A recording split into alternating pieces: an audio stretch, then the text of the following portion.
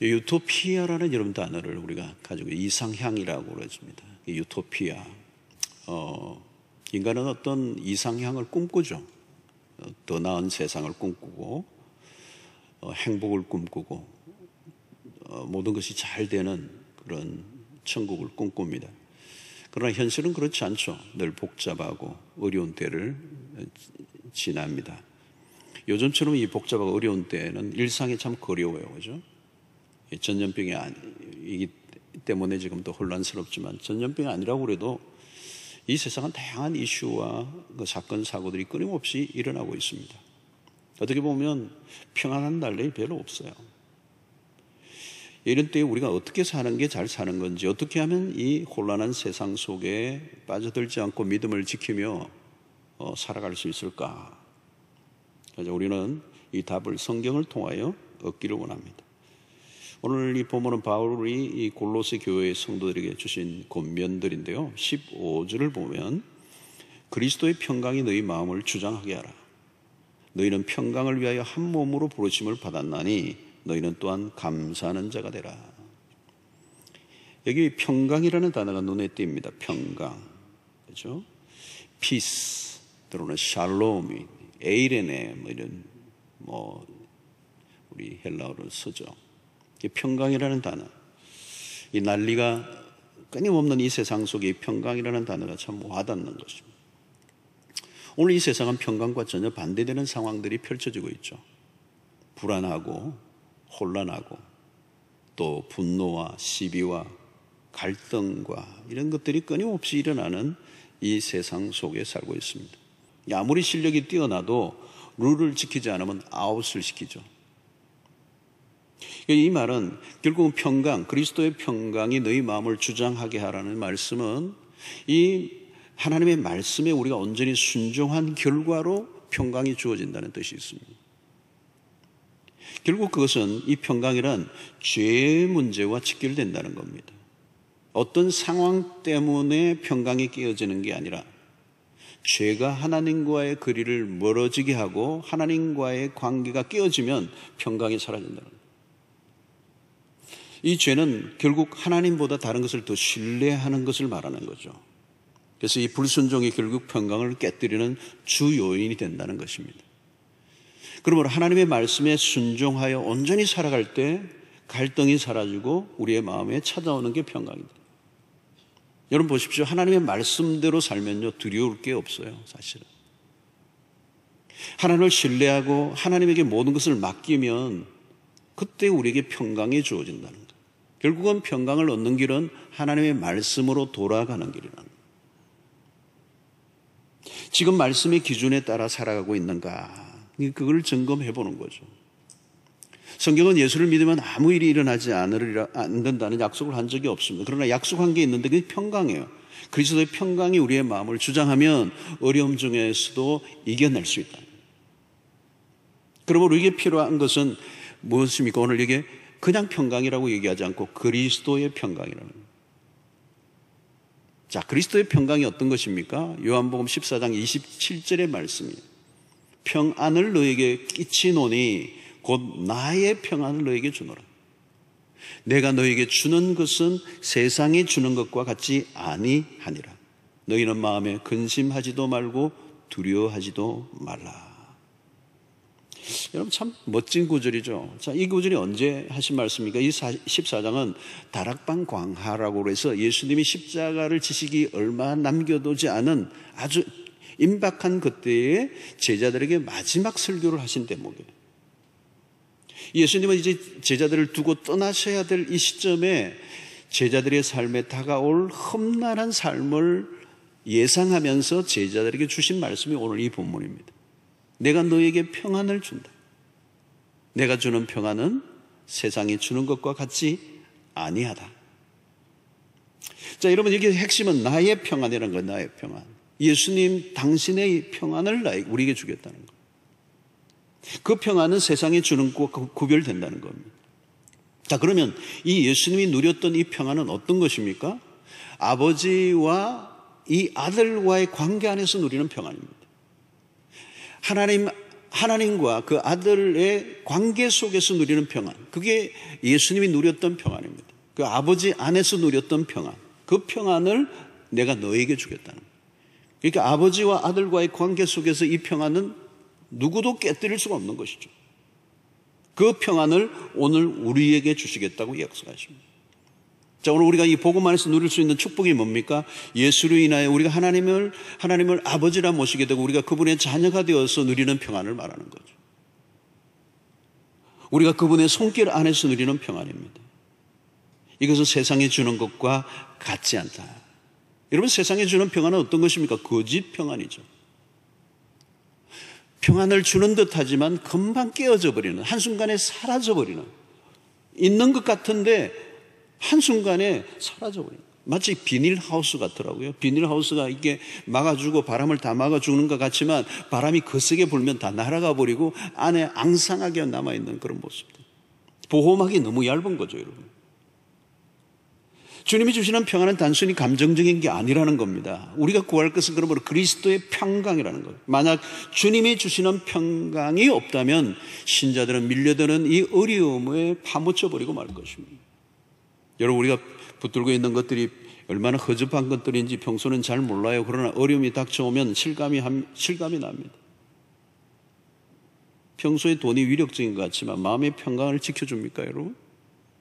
돈이 많은데 왜 위장병에 걸립니까? 왜 심한 스트레스에 불면증에 빠집니까? 모든 것을 다 가지고 있어도 평강이 없으면 치명적인 결함을 가진 삶이 되는 거예요.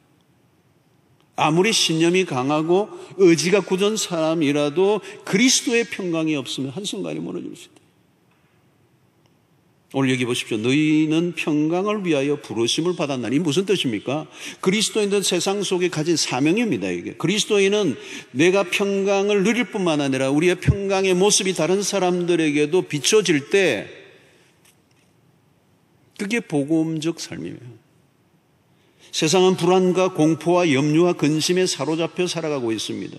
하나님으로부터 멀어진 삶의 일상이에요. 평화가 없습니다. 그 평화가 없는 세상 속에 그리스도인들이 그 평강을 위하여 부르심을 받았다는 거예요. 우리가 하나님 안에서 평강을 누리고 있는 모습 자체가 복음이야. 여러분, 요즘 같은 때 여러분 전도가 필요해요. 평안이 없는 세상에 평안의 복음을 전해요.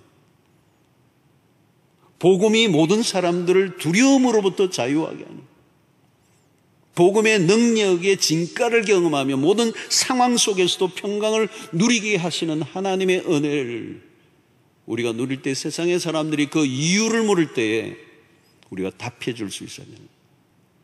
그 평강을 누리며 살아가는 은혜가 있게 되기를 축원합니다.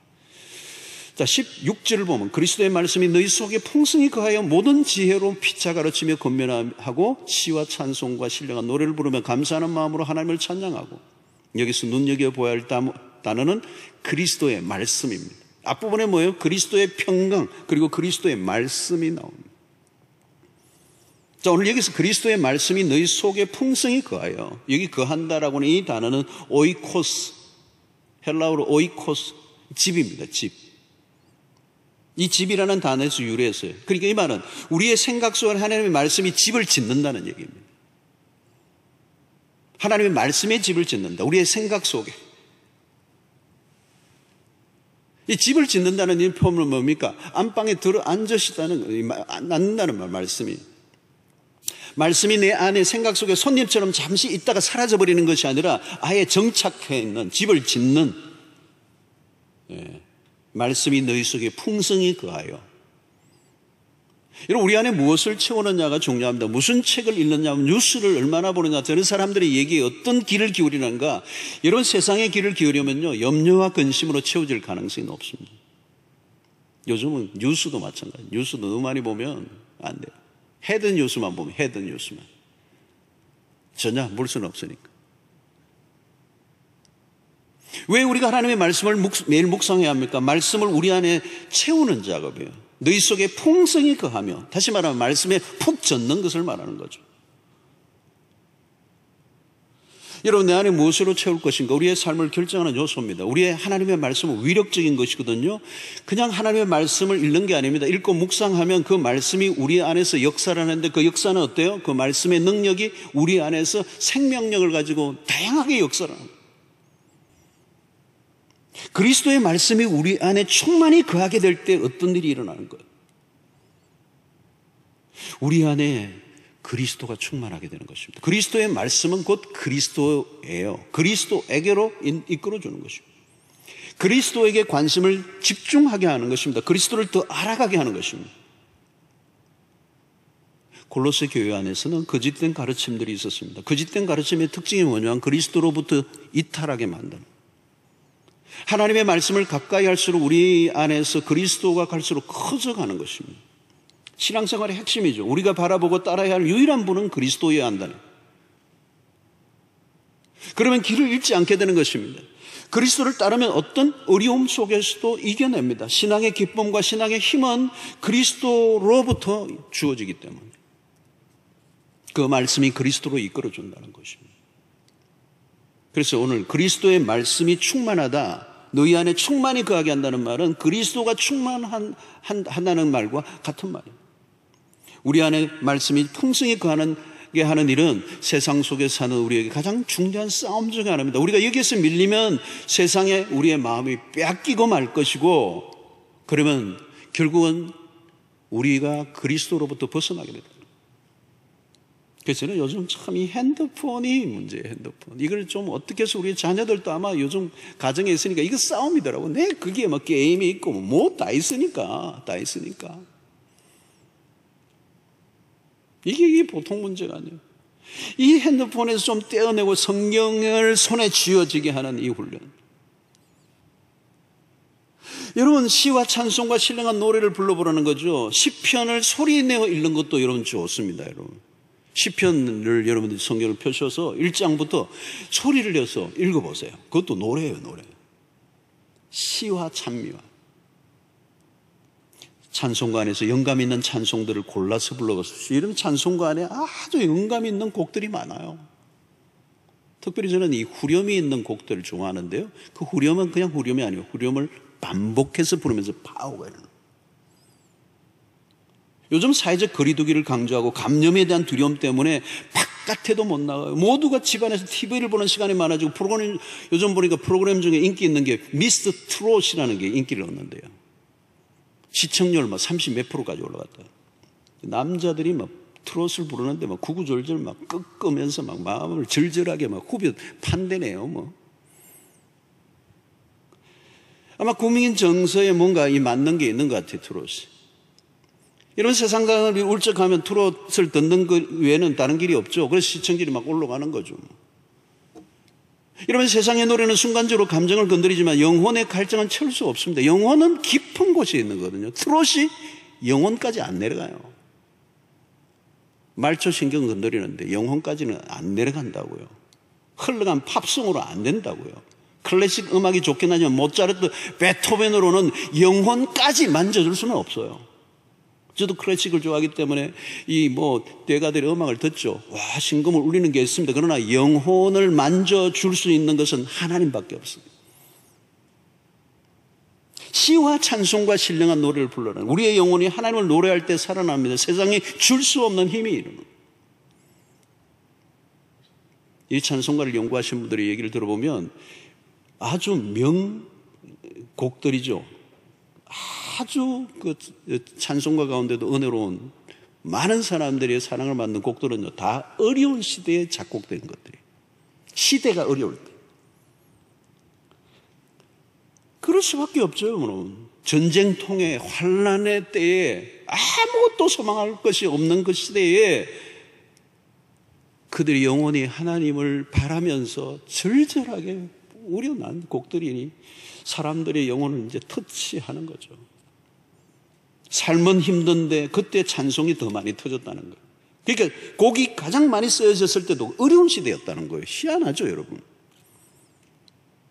어려움을 걷어내고 두려움을 떠나보내는 능력이 찬양 가운데 있습니다. 찬양은 깨어진 마음을 회복시킵니다. 찬양 가운데서도 말씀을 가사로 한 영감 있는 찬양을 열어보십시오.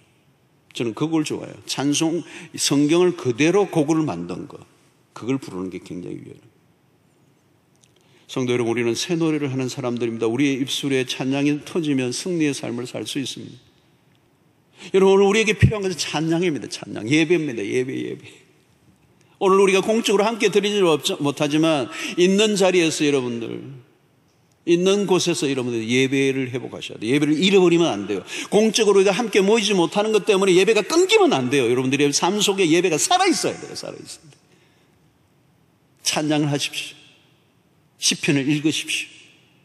성경을 입으로 음독을 해보세요, 여러분. 요즘 보니까 이 마스크도 참, 이게 이 코로나 바이러스의 질이 안 좋아가지고 말이에요. 우리의 모든 관계를 다 떼버리고, 마스크도 또 꼭 해야 되니까 이 마스크하고 힘있게 찬양을 하기 어려워요, 여러분.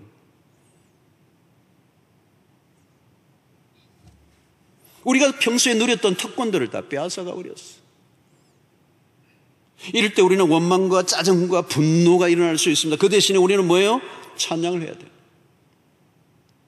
영감 있는 찬양이 많아요. 여러분 계속 찬양을 하세요. 찬양할 때 믿음이 일어나고요. 침체되고 우울한 감정에 생기가 돋는 경험을 하게 돼요. 마치 힘이 없이 축 처져 버렸던 화초에 물을 주니까 막 살아나는 것처럼 찬양할 때 우리의 영혼이 춤을 추는 역사가 일어납니다. 저는 새벽에 어떤 때는 그냥 잠잠히 혼자 있을 때는 찬양할 때가 많아요. 찬양할 때 내 영이 막 열리는 거죠. 찬양할 때 내 영이 막 열리고, 어떤 때는 제가 작곡도 합니다. 새벽에. 그려야 되는데 그냥 이 명곡이 될 것 같은데 그냥 지나갑니다만은 새벽에 하나님 그냥 웅얼거리는 거, 웅얼거리는 거. 하나님을 찬양하는 노래를 부르는 거. 성도 여러분, 하나님을 높여드리십시오. 하나님의 위대하심을 찬양해 보십시오. 예배는 하나님의 주권을 찬양하는 일입니다. 그리스도가 주이심을 선포하는 게 예배예요. 찬양이죠. 모든 것을 통치하시는 분은 하나님이십니다. 코로나로 온 세상에 난리가 났지만 그럼에도 이 모든 것 역시 하나님의 주권 안에 있음을 우리는 믿습니다. 하나님은 언제나 하나님이십니다. 하나님은 우리의 완전하신 왕이시고 아무리 어려운 상황이라 할지라도 하나님은 찬양받기에 합당하신 분이십니다. 하나님을 높여드릴 때 우리는 환경에 짓눌리지 않고 우리의 시선이 하나님께로 끌어올려지고 세상을 이기는 힘이 그 안에서 흘러나오는 것입니다. 지금 집에서도 예배를 드리지만 바라기는 다시 우리가 하나님께 모여 예배할 때 전심을 다하는 참된 예배의 그날이 오게 되기를 간절히 바랍니다. 자, 오늘 그리스도의 평강이 넘치고 그리스도의 말씀이 우리 안에 역사를 하고 예배가 살아날 때 우리 안에서 무슨 일이 일어납니까? 17절에 보니까 또 무엇을 하든지 말이나 이래나 다 주 예수 이름으로 하고 그를 힘입어 하나님 아버지께 감사하라. 자, 오늘 이 본문 15절, 16절, 17절 세 절을 읽었는데요. 여러분 세 절을 다 읽어보면 모두 한 번도 빠지지 않고 나오는 반복되는 단어가 감사입니다. Thanksgiving. 자, 이 짧은 구절 안에 감사가 3번 나와요. 자, 그런데 헬라 원어로 보면 같은 단어는 아닙니다. 한 단어는 은혜라는 단어예요.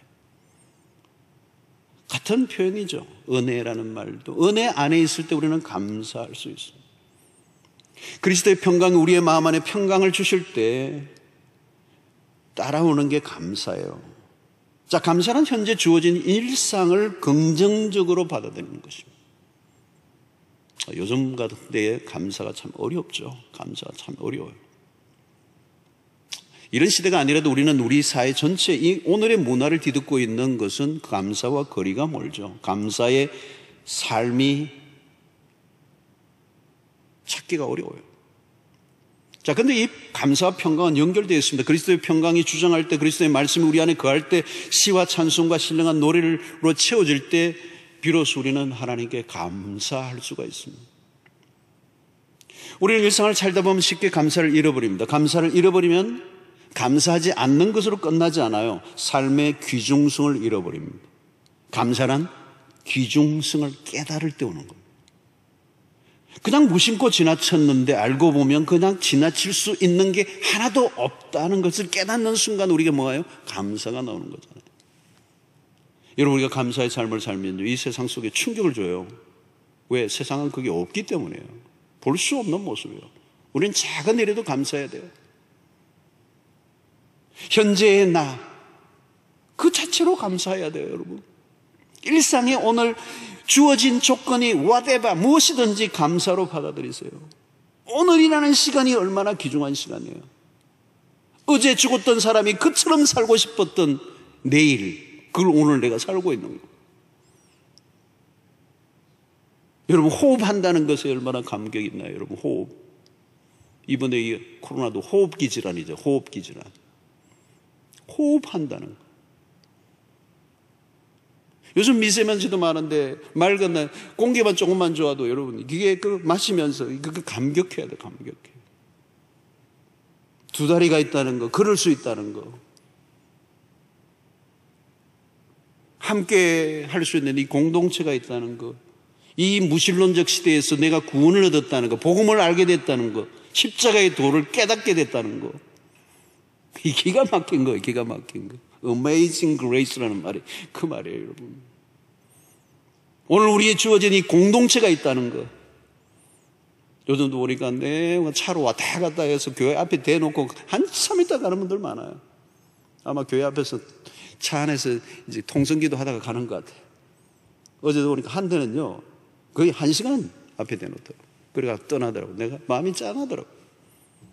교회를 갈망하는 마음으로 이 공동체, 이 교회, 우리가 주어진 이것들이 얼마나 소중한 것인가를 깨닫고, 어떤 분은 차를 몇 번 타고 교회를 오시는 분인데 주일날 못 오시는데 그 몇 번이나 타고 오는 그 수고를 마다하고 교회를 오신 분인데 교회 가는 분이 잘 못 오시니까 지금도 한 번씩 버스를 몇 번 타고 예배를 드리고 들어지도 못하는데 교회 보고 가시는 거예요. 어떤 분은 교회를 한 바퀴 돌고 있는 분들 계시고. 아주 작은 일 하나에도 여러분, 감사의 생활의 비밀이 있습니다. 어려운 순간에 감사로 맞서야 돼요. 상황은 우리 마음대로 바꿀 수 없어요. 우리의 마음의 태도는 내가 바꿀 수 있어요. 오늘 여기 보니까 그를 힘입어 하나님께 감사하라. 그리스도의 힘을 힘입었어요.